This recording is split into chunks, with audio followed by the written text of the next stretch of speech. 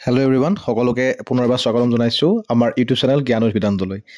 আজি আমি এই ভিডিঅ'টোত আপোনালোকে নিশ্চয় থাম্বনেইল দেখি গম পাইছে যে আমি আগন্তুক হ'বলগীয়া 6 তাৰিখে যি হ'বলগীয়া আছাম পুলিচ ABUBৰ যি এক্সামিনেশ্যন আছে, ৰিটেন এক্সামিনেশ্যন আছে, তাৰ বাবে আমি ইংলিছৰ কালেক্টিভ নাউন আমি টপিকটো ডিছকাছ কৰিম আজি। কালেক্টিভ নাউনৰ আপোনালোকে তাত সাম্ভাৱ্য কুৱেশ্যন হিচাপে মই কিছুমান আপোনালোকক দি দিম। সেই কুৱেশ্যনছখিনিৰ ভিতৰতে মষ্ট প্ৰবেবলি সেইখিনিৰ ভিতৰতে আপোনালোকে কালেক্টিভ নাউন পাব লাগে। গতিকে ভিডিঅ'টো আপোনালোকে যদি ক্লিক কৰিছে শেষলৈকে চাওক, বহুত বেছি ইনফৰ্মেটিভ আৰু বহুত বেছি দৰকাৰী ভিডিঅ' আপোনালোকৰ বাবে হ'বলৈ গৈ আছে। গতিকে আমি ভিডিঅ'টো আৰম্ভ কৰোঁ।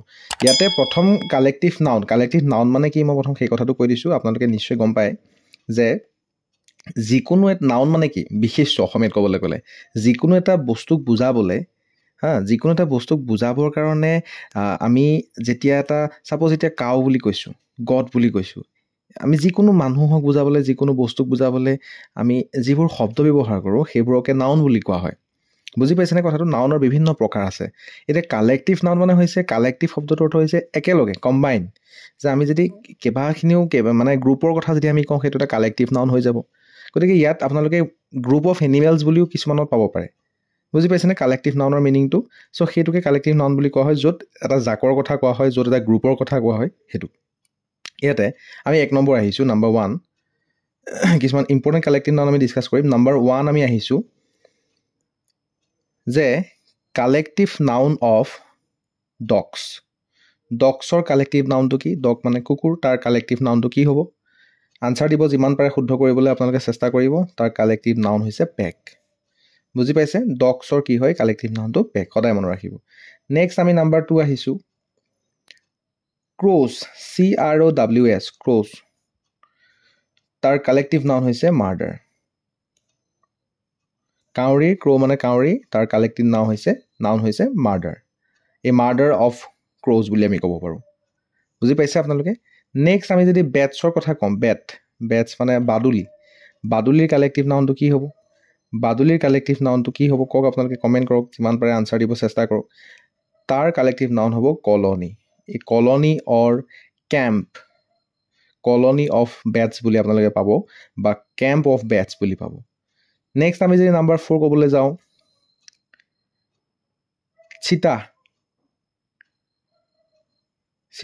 চিতাবাঘৰ কথা কোৱা হৈছে। চিতাবাঘৰ কালেক্টিভ নাউনটো হৈছে কলিশ্যন। মনত ৰাখিব, কলিশ্যন হৈছে চিতাৰ কালেক্টিভ নাউন। নেক্সট আমি যদি আহোঁ ডিৰৰ কথা ক'বলৈ, ডিৰ মানে হৰিণা, তাৰ কালেক্টিভ নাউন হৈছে হাৰ্ট। এই হাৰ্ট অফ ডিৰ তেনেকৈ পাব আপোনালোকে। নেক্সট আমি যদি চাওঁ টাইগাৰটো বহুতবাৰ সুধিছে, প্ৰিভিয়াছ ইয়েৰত বহুতবাৰ সুধিছে টাইগাৰটোৰ কথা, গতিকে এইটো অলপ ইম্পৰ্টেণ্ট হয়। টাইগাৰ কালেক্টিভ নাউন হৈছে এম্বুছ অৰ ষ্ট্ৰিক বুলিও আপোনালোকে পাব পাৰে। নেক্সট নম্বৰ 7 আমি আহিছোঁ, জেব্ৰাৰ জাকক কি বুলি কোৱা হয়? জেব্ৰাৰ জাকক কোৱা হয় ডেজেল, DAZZLE অৰ হাৰ্ট। মনত ৰাখিব। নেক্সট নম্বৰ 8 আমি আহিছোঁ, ডংকি মানে জানে গাধ। ডংকিৰ কালেক্টিভ নাউনক কি বুলি কয়? ডংকিছৰ কালেক্টিভ নাউনক কি বুলি কোৱা হয়? ড্ৰ'ভ বুলি কোৱা হয়, ড্ৰ'ভ অফ ডংকিজ।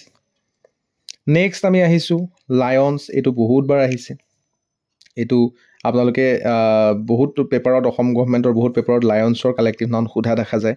তাৰ কালেক্টিভ নাউনটো হৈছে প্ৰাইড। এই প্ৰাইড অফ লায়ন, যেতিয়া লায়ন খোজকাঢ়ি যায়, এটা জাকক যেতিয়া লায়নৰ যেতিয়া এটা জাক যায়, তাক আমি ক'ব লাগিব প্ৰাইড বুলি। এই প্ৰাইড অফ লায়নছ মনত ৰাখিব। নেক্সট আমি ইয়াৰ লগতে আৰু এটা ইম্পৰ্টেণ্ট আছে, সেইটো হৈছে এলিফেণ্ট। এলিফেণ্টটো বহুতবাৰ আহিছে। এলিফেণ্ট মানে হাতীৰ কথা সোধে, ELEPHANT। এলিফেণ্টৰ জাকটোক কি বুলি কোৱা হয়? এই পেৰেড অফ এলিফেণ্ট, সেইটো হ'ব পেৰেড। মনত ৰাখিব আপোনালোকে, পেৰেডটো হৈছে তাৰ জাকটো। এইটো DHSৰ পেপাৰতো বহুতবাৰ অহা দেখা গৈছে। এইটো DHSৰ এটা কমন কুৱেশ্যন, এলিফেণ্টৰ কালেক্টিভ নাউন কি সোধে। নেক্সট আমি নম্বৰ 11লৈ আহিছোঁ। তেনেকৈ আপোনালোকে চিকেনৰ কালেক্টিভ নাউনটো কি? A brood of chicken, a brood of chicken, brood হ'ব। নেক্সট আহিছোঁ আমি ইগললৈ, EAGL, ইগলৰ কালেক্টিভ নাউন হ'ব কনভকেশ্যন। এই কনভকেশ্যন অফ ইগল, এইটো এটা অলপ ইম্পৰ্টেণ্ট হয়। ইগলৰ কালেক্টিভ নাউনো আমাক সোধে, সেইটো হ'ব কনভোকেশ্যন। নেক্সট নাম্বাৰ 13, 13 নম্বৰটোলৈ আহিছোঁ আমি এতিয়া। সেইটো সুধিব পাৰে আপোনালোকক পেৰটৰ কালেক্টিভ নাউন কি? PARR, পেৰটছৰ কালেক্টিভ নাউন কি? ভাটুৰ কালেক্টিভ নাউনটো সোধে, সেইটো হৈছে company. A company of parrot, মনত ৰাখিব। নেক্সট আহিছোঁ নাম্বাৰ 14লৈ, 14 নম্বৰলৈ আহিছোঁ আমি। 14 নম্বৰত আপোনালোকৰ এগেইন এণ্ড পাব পাৰে, এণ্ডটো সুধি থকা যায় বিভিন্ন ধৰণৰ এক্সামত। এণ্ডৰ কথা কৈছে, এণ্ড মানে পৰুৱাৰ কালেক্টিভ নামটো কি? পৰুৱাৰ কালেক্টিভ নামটো হৈছে আৰ্মি। আৰু চাবচোন পৰুৱাবোৰ মনত ৰাখিব, এইটো অকণমান টেকনিকটো এনেকুৱা আৰু A for ant, A for army, তেনেকৈ মনত ৰাখিব পাৰে। বা আপোনালোকে পৰুৱাৰ যেতিয়া জাকটো যাব তেহেঁতি একদম খুব কামত লাগি থকা দেখা যায়, এটা আৰ্মিৰ সৈনিকৰ নিচিনাকৈ। গতিকে আৰ্মি বা কলনী, সেইটো মনত ৰাখিব। আৰ্মিটোৱে থাকে মষ্ট অফ দ্য অপশ্যনত, গতিকে আপোনালোকে আৰ্মিটোৱে ক্লিক কৰিব। এণ্ডৰ কালেক্টিভ নাউন হৈছে army, A army of and, তেনেকৈ পাব। এইটো আহি থাকে অল মানে ফেঁচা। অলৰ কালেক্টিভ নাউনটো সুধি থাকে পাৰ্লিয়ামেণ্ট অফ অল বুলি কোৱা হয়। এজাক ফেঁচাক আমি পাৰ্লিয়ামেণ্ট বুলি মেনশ্যন কৰিব লাগিব। বুজি পাইছে নিশ্চয় আপোনালোকে? আমাৰ 15টা হৈ গৈছে। মষ্ট ইম্পৰ্টেণ্ট 15টা আপোনালোকক মই চিলেক্ট কৰি দিছোঁ। আৰু এই যিখিনি কুৱেশ্যন দিছোঁ, এইখিনি গোটেইখিনি আছাম পুলিচৰ প্ৰিভিয়াছ ইয়েৰ, আছাম পুলিচ হওক, DHS হওক বা আছাম টেট হওক, এইবোৰ এক্সামত অসম গভৰ্ণমেণ্টত বহুত আহি যোৱা কুৱেশ্যন হয়। ADRE হওক, এইবোৰত আহি গৈছে। এইবোৰ আপোনালোকক মই খুব চিলেক্টেড কুৱেশ্যন দিছোঁ, চিলেক্টেড কালেক্টিভ নাউন দিছোঁ। এই গোটেইখিনি প্ৰিভিয়াছ ইয়েৰ কুৱেশ্যনবোৰত আহি যোৱা দেখা গৈছে। অ'কে, আমি নেক্সট 16লৈ আহিছোঁ। 16ত কাউৰ কালেক্টিভ নাউনটো কি? হাৰ্ড অফ কাউ, মনত ৰাখিব। গৰুৰ কালেক্টিভ নাউনটোক হাৰ্ড বুলি কোৱা যায়, হাৰ্ড, HRD, গৰুৰ জাকটোক হাৰ্ড বুলি কোৱা যায়। নেক্সট আমি যদি এলিফেণ্টৰ কথা চালোঁৱেই, আমি চিপটোৰ কালেক্টিভ নাউন সুধিছে, DHSৰ পৰীক্ষাত বহুতবাৰ সুধিছে। DHSৰ পৰীক্ষাত চিপৰ কালেক্টিভ নাউনটো সোধা দেখা গৈছে। চিপটো হ'ব flock, FLOCK, a flock of sheep, মনত ৰাখিব। নেক্সট আমি যদি কুৱেশ্যন নাম্বাৰ 18লৈ আহোঁ, এইটো সুধি থকা দেখা গৈছে ফিছ, মাছৰ কালেক্টিভ নাউনটো কি? এইটো DHSত আহিছে। ফিছৰ কালেক্টিভ নাউনটো হ'ব school, a school of fish, বা আপোনালোকে চ'লটো পাব পাৰে, এই দুটাৰ ভিতৰত পাব পাৰে। মষ্ট অফ দ্য অপশ্যনত স্কুলটোৱে থাকিব। নেক্সট আমি আহিছোঁ কুৱেশ্যন নাম্বাৰ 19লৈ। আমি আহিছোঁ বাৰ্ডছৰ কালেক্টিভ নাউন সুধিব পাৰে। Again it is a flock. 20লৈ আহিছোঁ কেটেল বুলি ক'লে মনত ৰাখিব হাৰ্ট আহি যাব। একেই কাউটো হাৰ্ট, কেটেলো হাৰ্ট, হ'বনে? নেক্সট 21 নম্বৰটোলৈ আহিছোঁ।